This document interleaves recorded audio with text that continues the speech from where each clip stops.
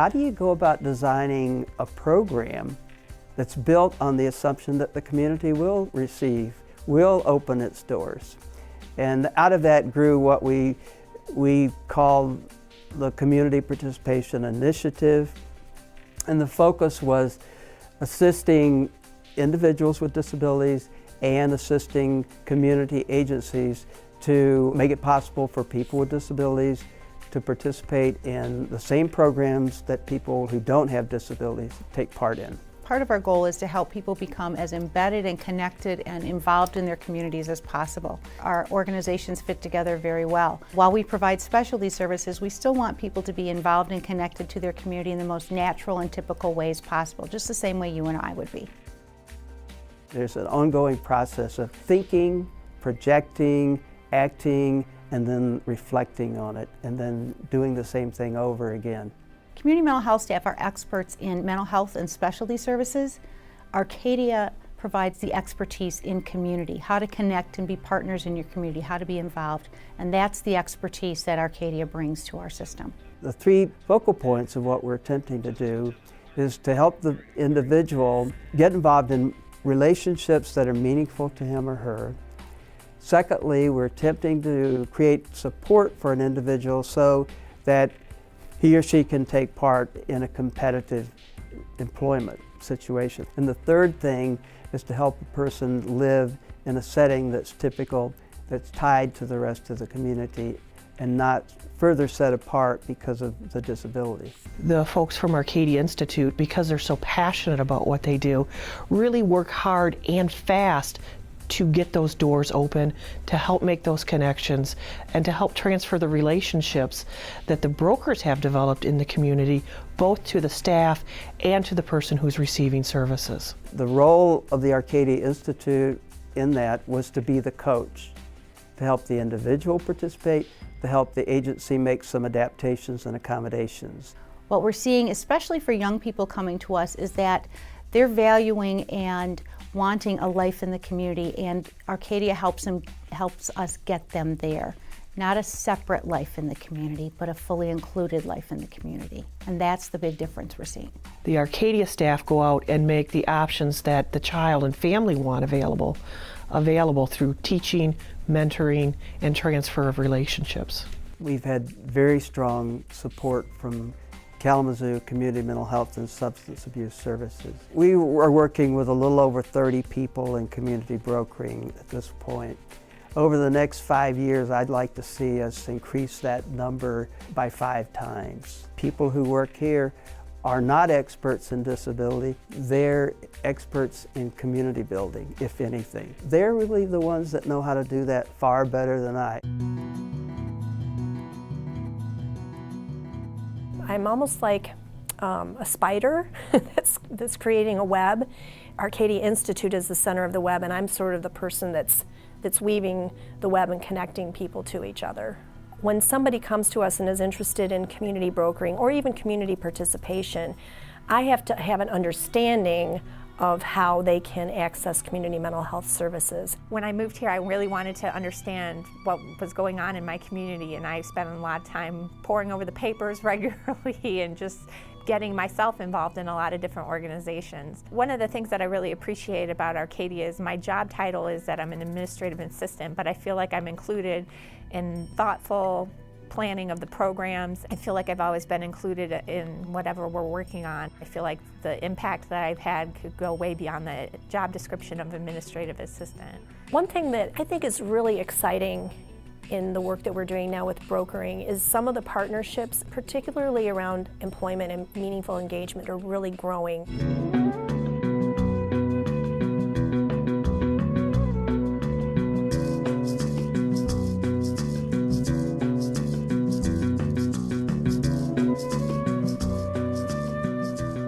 My name is Andrew Geralds. My broker named Jennifer Goodwill. She can help me find a job and all. Andrew is a wonderful person. He is someone who's very focused. He really knows what he wants out of life. His education is something that's extremely important to him as well. I went to KBCC, took up math, Then I took a welding class. We've been able to come alongside him and support him in just choosing a path that will get him closer to where he wants to be with his education. And so he has a part-time job right now where he's working at Humphrey Products. It wasn't that hard for me and stuff because I'm a quick learner. They trained me on the machine and I just got better at it. It's not specifically related to welding yet, and so when I met Arcadia and Jennifer Goodwill, and my life seemed so much easier because I had someone there for me. I used to live with my mom, but now I live with my family. I love the fact that community brokering focuses on the positive for people. It really looks at the individual and it talks about what are their strengths and what are their interests. And so I like that we're coming at it from such a positive angle. Well, first we meet with an individual and just start to get to know them. We talk to them about what it is that their interests are, what are their goals, what are the things that they enjoy doing. And then we start talking to them about preparing to do a map or a plan or a path for their life where we can bring their community together, who it is that they know in the community that are supportive and encouraging of them. And we invite them to come and participate in a meeting where we talk about the individual's goals and interests, and we talk about their strengths and their gifts, and we actually put together action steps to help leading them toward their ultimate dream and their goals. It's amazing that we can look at the whole community. You know, we're not limited to certain organizations or certain agencies, but we look at the whole community and the opportunities that are out there for them to get connected and just to fully participate in the community.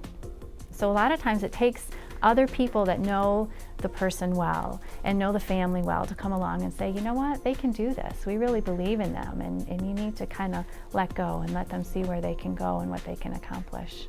By design, we don't come into this with expertise on disabilities, and that's a really great thing because we also don't come into it with specific expectations about what the person can or can't do. It's for the benefit of all of us, having the diversity and the inclusion of everybody contributing to the community. It strengthens every one of us. So I'm grateful for the opportunity to be a part of that and to play a role in that. It's really exciting. It's more like just hanging out with people, getting to know people, helping people get to know themselves a little bit better, finding out who are their strategic people in their circle, and then empowering all of those people to just be more intentional about helping the people with disabilities find housing and employment and meaningful activities. We start to engage people in looking inside at what they've already got and where they already are. It's the best job I've ever had. I've always had a heart for youth, I've had a heart for people, and I myself am a person with a disability.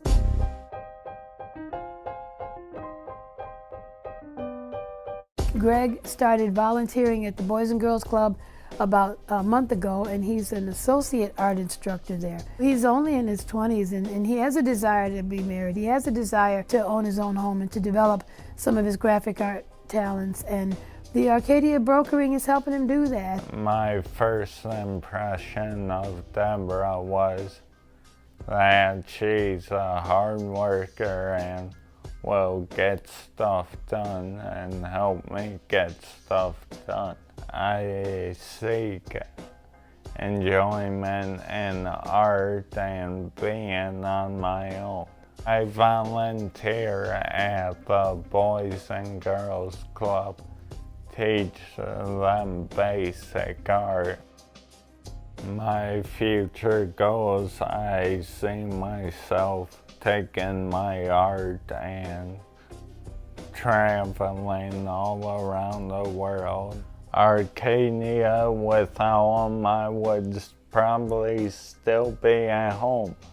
Arcadia's out there to help all of us find a way to be who we want to be.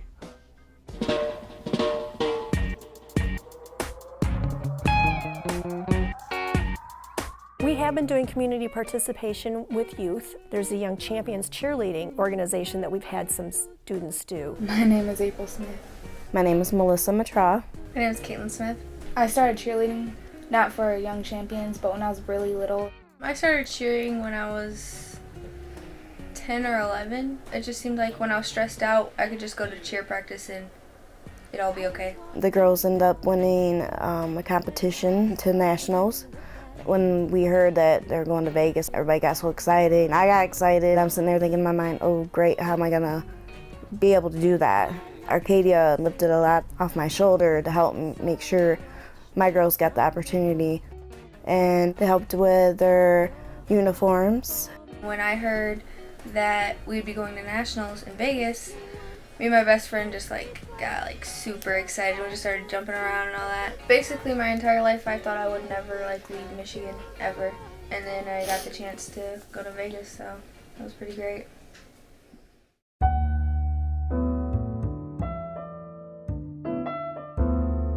My name is Lawrence and I work at Project Search. It teaches us how to get a job in the future.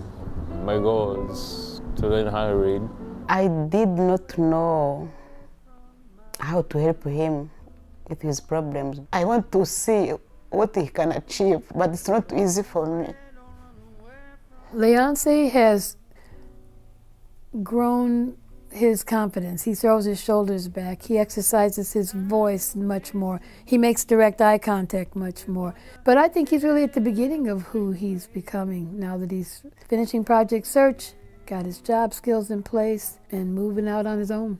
Before Arcadia came in, Leonce has grown, you can't imagine. They helped me to learn what's out there. So.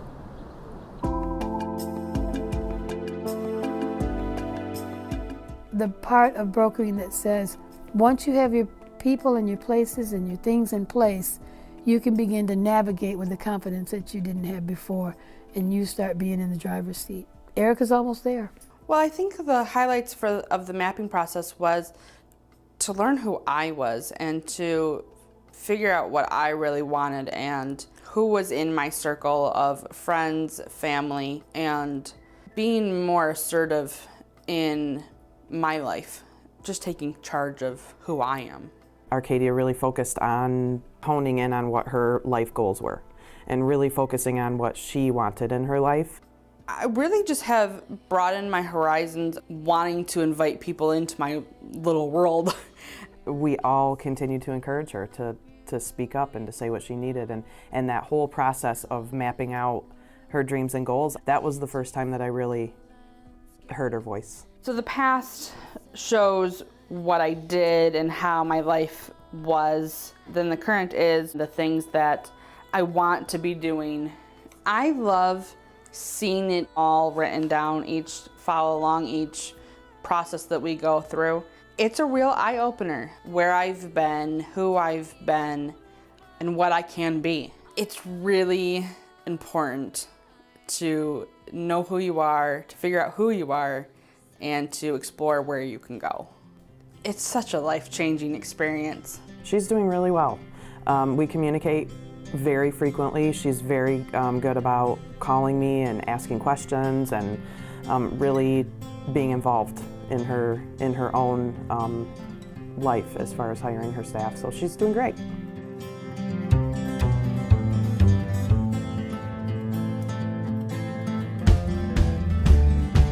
We're just really cracking the tip of the iceberg, especially for non-speaking participants. Andrew, of course, being nonverbal, we sense at times he becomes a little frustrated, and I think he's become a little withdrawn over the years at not being able to communicate. We have a way of communicating through basic sign language, and I think he's gotten comfortable with that. Now we have an iPad where we're trying to get him to use that as his communication device. Arcadia has been very instrumental in helping us to kind of paint a picture as to unlock Andrew's communication possibilities, and I think that we're headed in the right direction. We're at the Nature Center. He seems to be doing a good job at that. He's very good at remembering routines and how to go about doing things. So this is another way we hope that he can become more independent at doing some things in the community, as well as just helping him feel good about himself.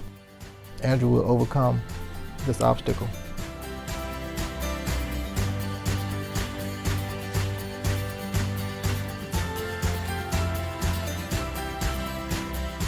We're here to help individuals read and write and spell. I believe Stephanie started in the fall. Once we sort of got a hang where she feels most at home, the process has gone very smoothly.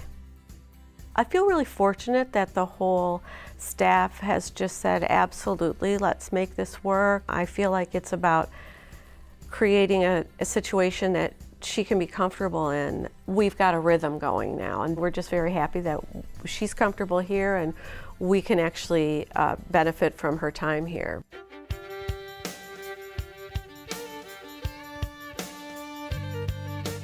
I gave a call to Arcadia Institute and we started going to the meetings during the summertime so Steffi could become acclimated with what was going on, and our broker was assigned, Jennifer Goodwill, who is awesome. Stephanie is not real likely to go with people or talk to people. So one of the goals for me was to have someone else who could talk to her, kind of get an idea of what she wanted. I've constantly been seeking out resources for her so I can continue her moving along in a positive direction for her own independence. As a parent, I'm very likely to keep Stephanie a little tighter to home. And Jennifer's kind of opening that up a little bit more for us so that we kind of give Stephanie a little more of a push, and I feel more comfortable doing that. As a parent, you just can't do it all, and sometimes you just need a break. And you just need to have somebody else come in that can look at the situation and say, why don't we do it this way? So it's worked out really well.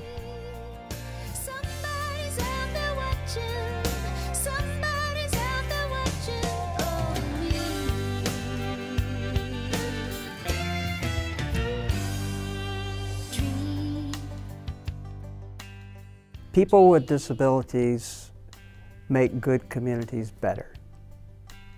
When the community includes them, the community is stronger.